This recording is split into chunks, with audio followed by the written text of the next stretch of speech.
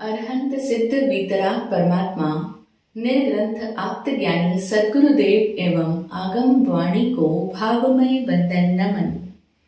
सभी भव्य आत्माओं की भव्यता को प्रणाम। हम में से ज्यादातर लोग इस बात को नहीं जानते होंगे कि एक बाज को अगर ऊपर से खुले किंतु चारों ओर से बंद 8 वर्ग फीट के किसी चौरस दड़बे में डाल दिया जाए तो उड़ने की क्षमता होने के बावजूद वह बाज अपनी सारी जिंदगी उस खुले मुंह वाले बाड़े में कैदी बनकर ही काट देगा। ऐसा क्यों? इसका कारण यह है कि एक बाज जमीन पर 10 से 12 फीट दौड़ने के बाद ही उड़ान भरता है और अगर उसे आदतन भागने के लिए जगह न मिले तो वह उड़ने की कोशिश भी नहीं करता और उस खुली छत वाली जेल में ही अपनी शेष सारी जिंदगी काट देता है। कितनी विचित्र बात है। इसी तरह से रात में उड़ने वाला एक फुर्तीला प्राणी होता है चमगादड़, बैट। वह चमगादड़ भी जमीन की सतह से उड़ान नहीं भर सकता।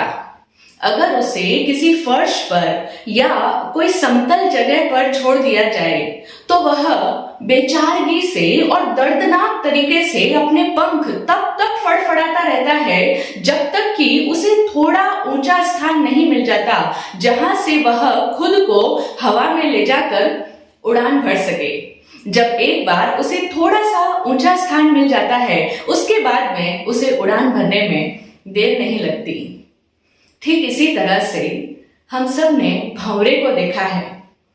वह भंवरा अगर उसे किसी खुले मुंह वाले ग्लास के अंदर डाल दिया जाए तो वह भी उसी ग्लास के अंदर अपने पंख फड़फड़ाता रहेगा। जब तक उसका अंतिम श्वास है तब तक वो उसी ग्लास के अंदर ही रहेगा, यानी दम टूटने तक या फिर किसी और के द्वारा बाहर निकाले जाने तक वह उसी खुले मुंह वाली ग्लास में ही अपने पंख फड़फड़ाता रहेगा।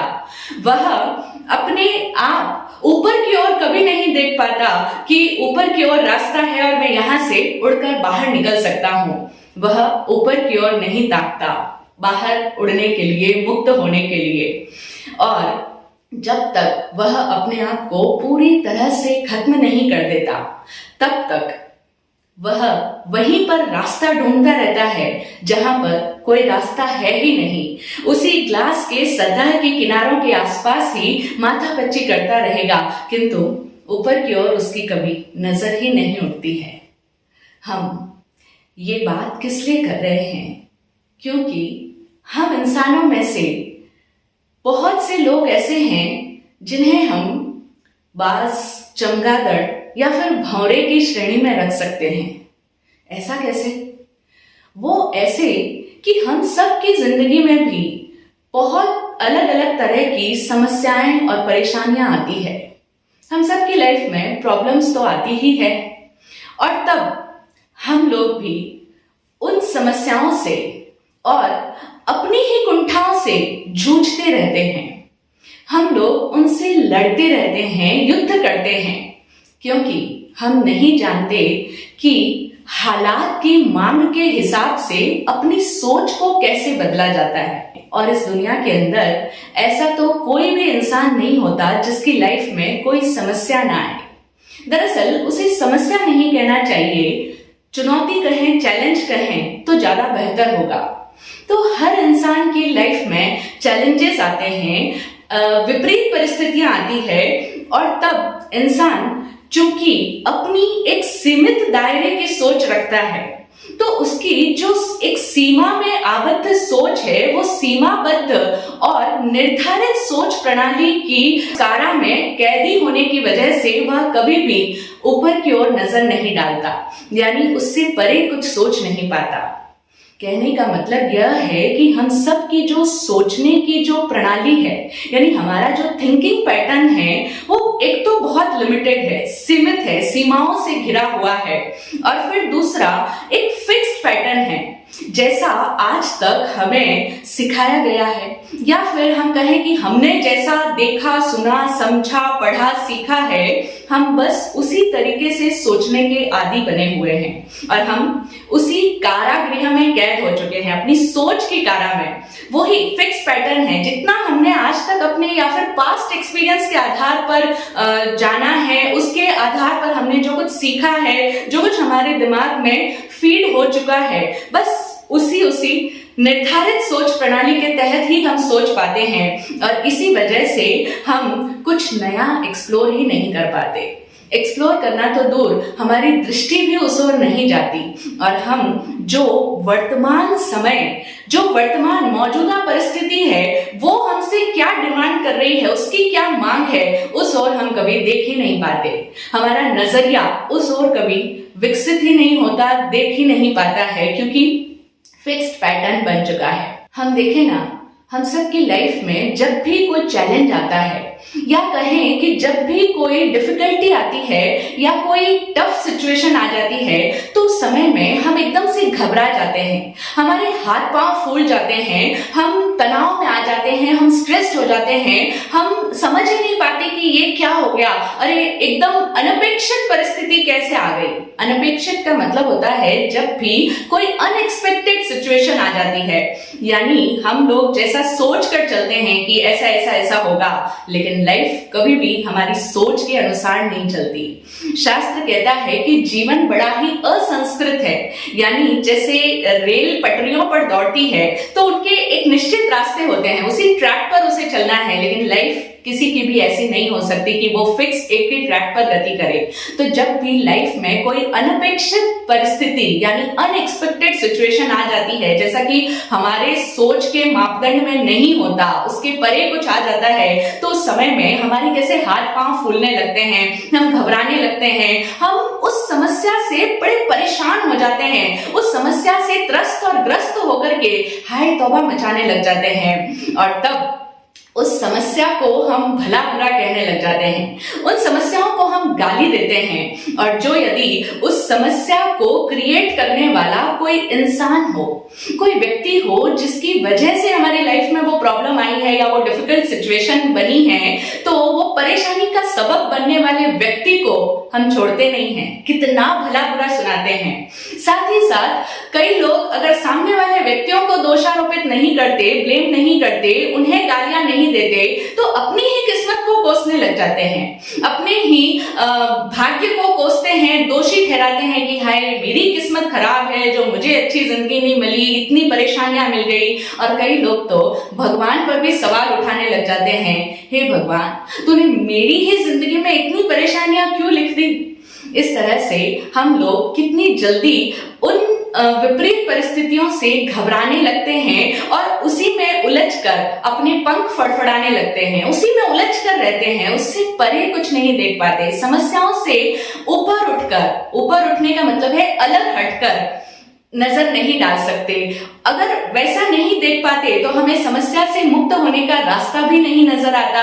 हम तो वहीं पर उसी घेरे के अंदर समस्या में ही उलझे उलझे अपने पंख फड़फड़ाते हैं, जैसे वो चमगादड़ और भौरे उसी जगह पर अपने पंख फड़फड़ाते हैं बड़े ही दर्दनाक तरीके से, लेकिन ऊपर की ओर नजर नहीं डाल पाते, यानी समय की मांग के अनुसार सोच को नहीं बदल पाते, अपने दृष्टिकोण को नहीं परिवर्तित कर पाते। ठीक उसी तरह से हम भी उन्हीं समस्याओं का रोना रोते रहते हैं, लोगों को कोसते हैं, हालातों को कोसते हैं, भगवान को, अपनी किस्मत को, सब पर प्रश्न चिन्ह लगाने लग जाते हैं और साथ ही साथ हम बहुत तरह से शिकायती बन जाते हैं। जबकि मानव जीवन का एक सत्य तथ्य यह है कि यह इंसानी जीवन कभी भी चुनौतियों से और विपरीत हालातों से रिक्त नहीं हो सकता। इसका मतलब यह है कि हर इंसान के जीवन में विपरीत परिस्थितियां, जिन्हें हम डिफिकल्ट सिचुएशन या एडवर्स सिचुएशंस कहें, और चैलेंजेस या कहें संघर्ष, वो हर इंसान की लाइफ में आते ही आते हैं। आत्मज्ञानी पूज्य श्री विराट गुरुदेव कहते हैं, जीवन का अर्थ ही संघर्ष और विपरीत परिस्थितियां हैं। यानी जीवन का दूसरा नाम है स्ट्रगल्स, चैलेंजेस। ये तो सबकी लाइफ में होंगे ही होंगे, हम इस बात को भूल जाते हैं। तो सबसे पहले तो हमें ये समझ हमेशा अपने अंदर याद रखनी होगी, स्मृति में रखनी होगी कि जीवन का अर्थ ही संघर्ष और विपरीत परिस्थितियां हैं। और हम लोग जो इस सांसारिक जीवन में हैं, ये हमारा सांसारिक जीवन चल ही इसीलिए रहा है क्योंकि हम सबके शुभ और अशुभ कर्म परिणाम बंधे हैं। यानी हम सब लोग इन शुभाशुभ कर्म परिणामों से बंधे हैं। तो जो हमारे भीतर ये कर्म पड़े हैं, उन कर्मों का उदय आएगा और वे कर्म हमें अपना फल भोग कराएंगे और उसके बाद ही हमसे जुदा होंगे। तो हम इस संसार का जीवन ही इसीलिए जी रहे हैं। ये मनुष्य की देह जिसको भी मिली है वो अपने शुभ और अशुभ कर्मों के फल भोग के लिए ही मिली है। हम देखें, चाहे इंसान के रूप में जो भी आए, जो भी अवतारी पुरुष जिन्हें हम कहें, महापुरुष जिन्हें कहें, चाहे प्रभु श्री महावीर हो, आदिनाथ भगवान हो, चाहे श्री राम हो, श्री कृष्ण हो, जो भी इस इंसान के जिस्म में आता है, उन सब की लाइफ में डिफिकल्ट सिचुएशंस आती ही है। कितने संघर्ष उन सब की जिंदगी में हुए, उतने तो हमारी लाइफ में होते भी नहीं है, लेकिन हम तब भी समस्याओं से त्रस्त हो जाते हैं, ग्रस्त हो जाते हैं। तो हम बात कर रहे हैं कि हर इंसान के जीवन में ये शुभाशुभ कर्मों का परिणाम तो आएगा ही आएगा।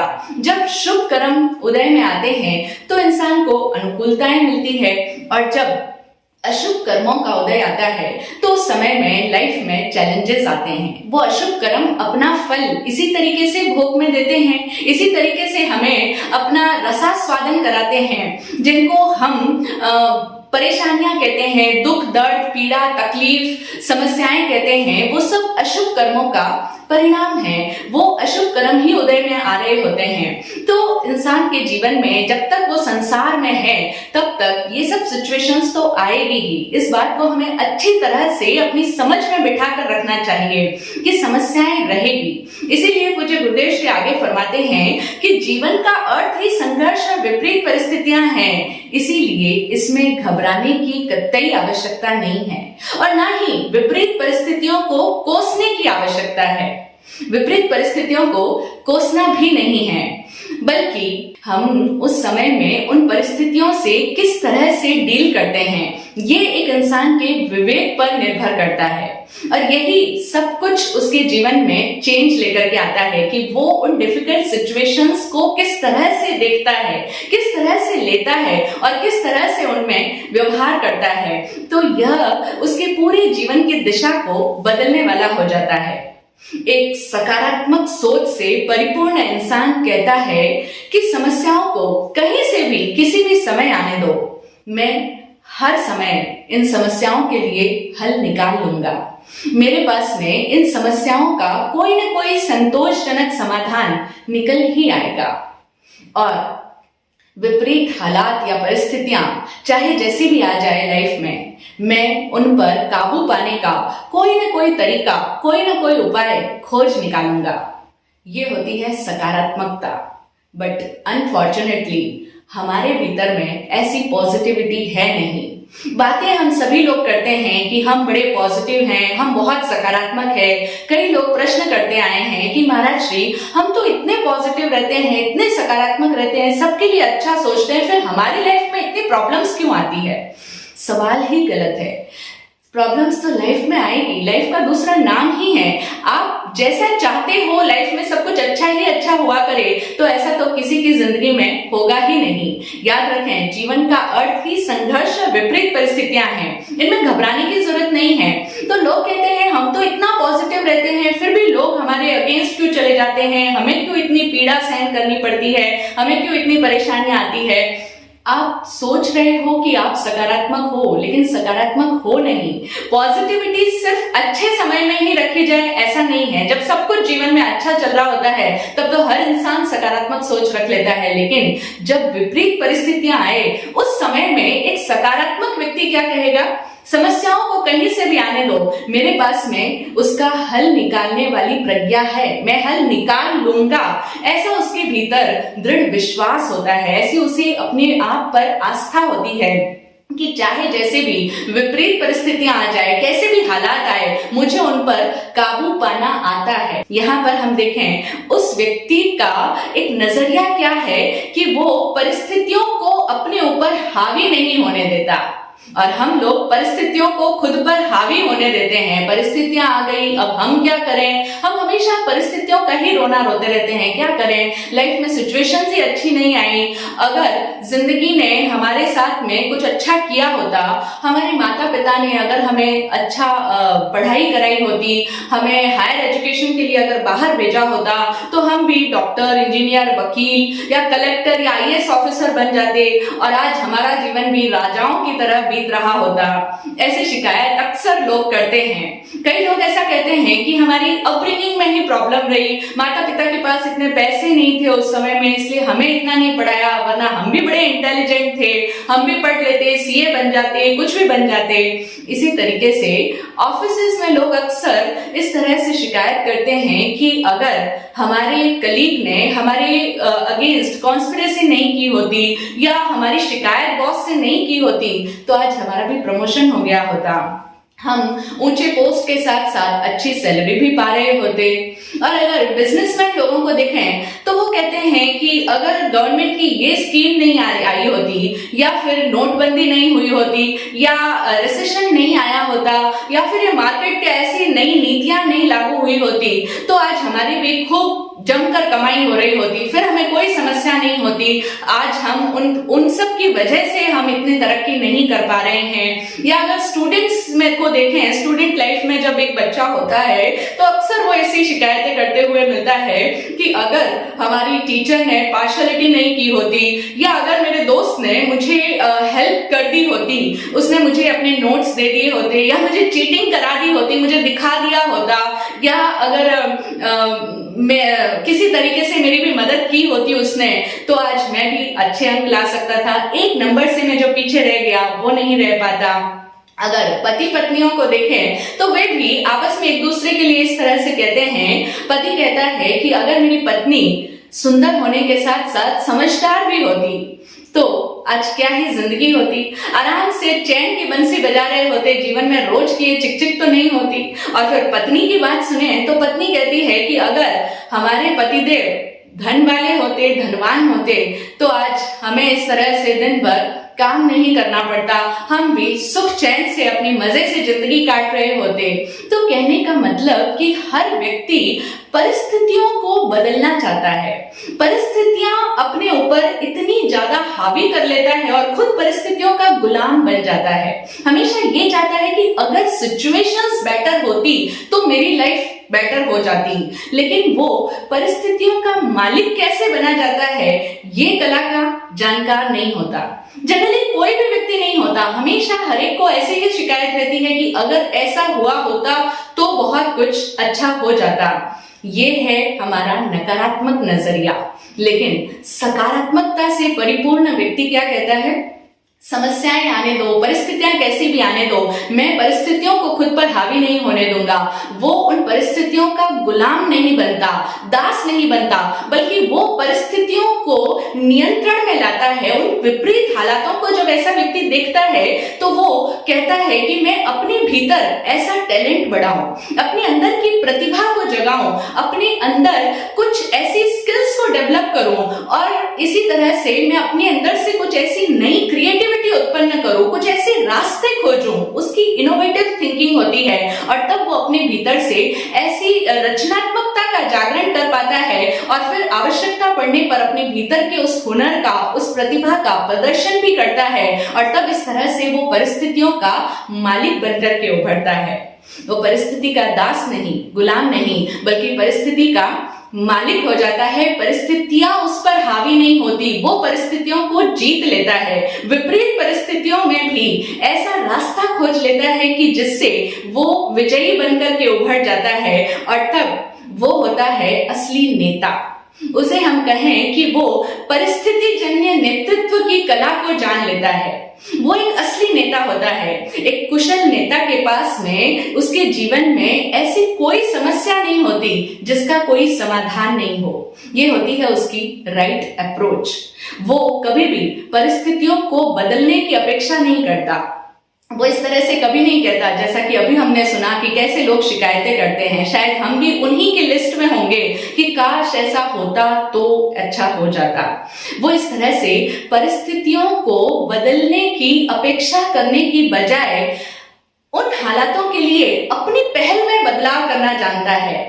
उन विपरीत हालातों के लिए अपनी पहल में बदलाव करना जानता है। उसकी सोच इतनी पॉजिटिव होती है और वो उस तरह से अपने अंदर वो क्रिएटिविटी जगाता है, वो सृजनशीलता उसके अंदर होती है कि वो अपनी अप्रोच को चेंज कर लेगा। अगर बच्चे ऐसे मिले जो बड़े शैतान हैं, जो नासमझ है, इतने इंटेलिजेंट नहीं है, पढ़ नहीं पा रहे हैं, तो कोई बात नहीं, बच्चों को कोसने से कुछ नहीं होगा कि ऐसे बच्चे मुझे क्यों मिले, या मेरे ही घर में ऐसे लोग क्यों आए, या मेरे माता पिता सास ससुर ऐसे क्यों हुए, जिनका भी हम नाम लें, व्हाटएवर कोई भी हो, उससे कुछ नहीं होगा। अपनी अप्रोच को बदला जा सकता है। उन्हें पढ़ाने के लिए नए तरीके कैसे इजाद किए जा सकते हैं जिससे बच्चों की रुचि अध्ययन की तरफ बढ़े। अपने घर वालों का दिल कैसे जीता जा सकता है, उन्हें कैसे बदला जा सकता है, इसके लिए भी नई युक्तियां सुझाई जा सकती है, दिमाग में लाई जा सकती है। ये है क्रिएटिविटी, ये है परिस्थिति जन्य नेतृत्व की कला। वो व्यक्ति लीडर बनेगा, उसके पास में हर समस्या के लिए हल निकल आता है। और इसी के साथ साथ जो कुछ भी उसके पास में होता है, जो कुछ भी उसके सामने है, उसी से कैसे बेहतर नतीजे निकाले जा सकते हैं, बेटर रिजल्ट उसी में से कैसे आए, आउटकम अच्छा कैसे आना है। वो कभी इस बात की शिकायत नहीं करेगा कि मेरे पास में चीजें ही नहीं थी तो मैं कैसे कार्य करता।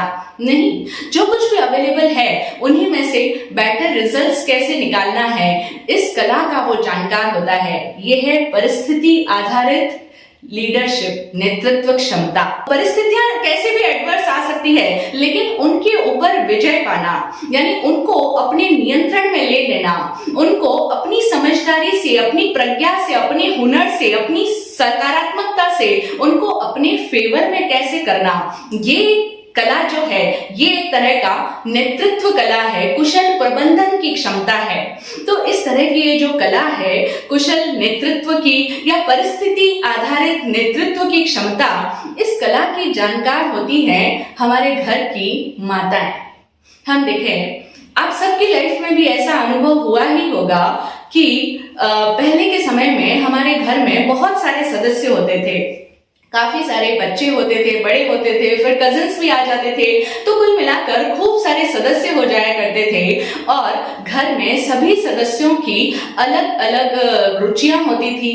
खाने के संबंध में देखें तो सबके टेस्ट भी डिफरेंट होते थे। किसी को कोई चीज पसंद है तो किसी को कोई चीज पसंद नहीं है। लेकिन तब उस समय में भी हमारे घर की जो माता होती थी, माता लोग जो होते हैं, वो इस नेतृत्व क्षमता के जानकार होते हैं। उनके भीतर ये कला होती है कि उनके पास में उस समय में किचन में जो भी सामान उपलब्ध होते हैं, उन्हीं सामानों का वो कुछ ऐसा प्रबंधन करते हैं, ऐसा नियोजन करते हैं, कुछ इस तरह से मिक्स एंड मैच करते हैं कि अलग अलग तरह की डिशेस बना देते हैं।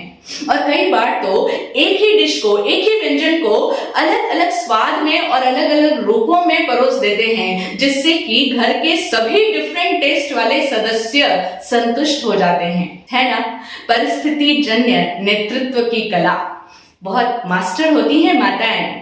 और अगर हम देखें कि घर में अगर कोई सदस्य बीमार पड़ जाता है तो वे माता घर का सारा काम करते हुए भी उसी में से कुछ ऐसा समय निकाल लेती है कि जिनमें वो उस बीमार व्यक्ति की देखभाल भी अच्छी तरह से कर लेती है। उनके लिए जो पथ्य परहेज बनाना है वो भी बनाने के लिए और उसके पास बैठने के लिए भी अपना समय निकाल लेती है, सारे गृह कार्य करने के बावजूद भी।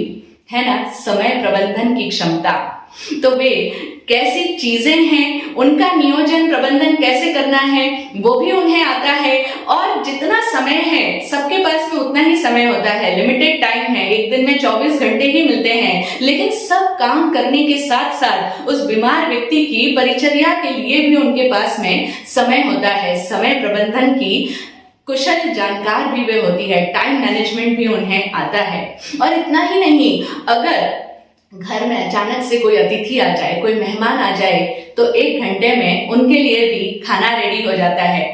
होता था ना, पहले के जमाने में होता था, आजकल शायद ऐसा ना होता हो या बहुत कम लोग इस कला के जानकार होते हैं, लेकिन हमने अपने घरों में माताओं को देखा है कि वो अतिथियों के लिए भी उतनी ही देर में पूरा सारा कार्य कर लेती और उन्हें भी संतुष्ट कर देती थी, और कभी भी समय की कमी का रोना नहीं रोती, और ना ही अतिरिक्त जिम्मेदारियों का बोझ उन पर आ गया है इस बात के लिए शिकायत करती। कहने का मतलब कि वो कोई भी परिस्थिति को समस्या नहीं बनने देती। परिस्थितियां हैं, डिफिकल्ट सिचुएशन ही एक तरह से कि इधर ये प्रॉब्लम कि संसाधन कम है, उपलब्ध जो भी संसाधन है, जितने भी साधन हैं, क्योंकि पहले हमारे यहाँ पर इतनी इनकम नहीं हुआ करती थी, जितनी आजकल हमारी कमाई होती है उतनी इनकम पहले नहीं हुआ करती थी, हम सब लोग जानते ही हैं। तो उस सीमित आय में भी वो किस तरह से अपना पूरा घर का खर्च भी चलाती थी, सेविंग भी कर लेती थी, और कभी शादी ब्याह या कोई त्योहार उत्सव इत्यादि के प्रसंगों के लिए भी वो उसी धन को बचा कर रख लेती थी कि वो उसके लिए काम आएगा। तो उनके पास में किस तरह से परियोजना प्रबंधन भी होता था, यानी हर तरह के प्रबंधन में वे मास्टर हुआ करती थी। तो ऐसी अद्भुत क्षमता की जानकार हमारी माताएं हुआ करती थी। लेकिन आजकल अगर हम किसी भी ऑफिस में किसी भी एम्प्लॉय को देखें तो वो एकदम से, अगर उसे कोई जितना उसको दिया गया है, जितना उसकी जो पोस्ट है उसके अकॉर्डिंग जितना काम उसे बताया गया है, जो तयशुदा नियम है, उससे जरा सा कुछ अलग हट करके उसे काम करने के लिए कह दिया जाए तो वो एकदम से घबरा जाता है। समझ ही नहीं आता मैं कैसे करूं। हाँ, रोज का मेरा जो काम है वो मैं आराम से कर सकता हूँ, लेकिन मेरे रूटीन या मेरे फिक्स शेड्यूल के अलावा अगर मुझे कुछ काम करने को कह दिया जाए, जैसे आजकल हम कहते हैं आउट ऑफ द बॉक्स, तो वो काम हर कोई व्यक्ति नहीं कर पाता है। लीक से परे हटकर के चलने की क्षमता हर एक व्यक्ति में नहीं हो पाती, लेकिन ये कला हमें सीखनी है। हमें भी इस तरह का कुशल नेतृत्व करना सीखना होगा, और इसके लिए हम चाहें तो नमो आयर्याणम पद की साधना कर सकते हैं, क्योंकि नमो आयर्याणम अर्थात आचार्य भगवंत को नमन हो, आचार्यों को नमन हो। तो ये आचार्यों को नमन क्यों कर रहे हैं, ये साधना की हम बात क्यों कर रहे हैं, क्योंकि जो आचार्य भगवंत होते हैं वे इस कला के माहिर होते हैं, वे इस कला के जानकार होते हैं, उनके भीतर यही तो सबसे बड़ी योग्यता होती है। तो जब हम नमो आयर्याणम पद का ध्यान करें, उन्हें नमन करें, तो पूरे भावों के साथ में इस तरह से कहें, ये प्रार्थना करें उनसे कि हे आचार्य भगवान, जिस तरह से आपके पास में कुशल प्रबंधन की क्षमता है, आपकी सम्यक आचार शैली, कुशल प्रबंधन क्षमता और नेतृत्व क्षमता को हमारा नमन हो। आपके भीतर की ये जो सम्यक आचार शैली है, कुशल प्रबंधन क्षमता है, नेतृत्व कला है, इस गुण को मैं नमन करता हूँ, और आपकी कृपा से ये सद्गुण मेरे भीतर भी जागृत हो रहे हैं, विकसित हो रहे हैं। इसलिए आपकी कृपा के लिए आपका आभार आभार आभार। इस तरह की प्रार्थना प्रतिदिन भावपूर्वक अगर हम करेंगे तो हमारे अंदर भी वो आचार्य की जो क्वालिटी है, आचार्य का जो गुण है, नेतृत्व क्षमता, कुशल प्रबंधन क्षमता, कि चाहे जैसा भी ग्रुप हो, चाहे कैसे भी ग्रुप ऑफ पीपल उनको मिल जाए, वो संघ के लीडर हैं, नेतृत्व करने वाले हैं, तो उन्हें पता है कि किसको किस तरह से काम में लेना है, किसको किस तरह से समझाना है, और पूरे ग्रुप को किस तरह से लीड करना है। जो रिसोर्सेज उनके पास में है, उपलब्ध जितने भी संसाधन हैं, उन्हीं रिसोर्सेज में से कैसे अच्छे से अच्छा आउटकम लेकर के आना है। तो ये कला हम सबके जीवन में भी विकसित हो, संवर्धित हो, और हम इसके लिए जागृति रखें, इस ओर अपनी दृष्टि रखें। और इसके लिए हमें हमेशा पूज्य गुरुदेव श्री की ये पंक्तियां याद रखनी होगी कि जीवन में संघर्ष तो आएंगे, विपरीत परिस्थितियां आएगी, क्योंकि जीवन इन्हीं का नाम है। इनसे घबराने की या इन्हें कोसने की आवश्यकता नहीं है। और याद रखें कि अगर विपरीतताएं नहीं होगी तो फिर आनंद का मूल्य ही क्या होगा, और अगर संघर्ष नहीं तो उपलब्धि कैसी। संघर्ष है तभी तो जीवन में उपलब्धियां भी होती है। हम सब इन बातों को अपने ख्याल में रखें, जागृति में रखें और नेतृत्व कला के जानकार बने। जय हो, जय हो, जय हो।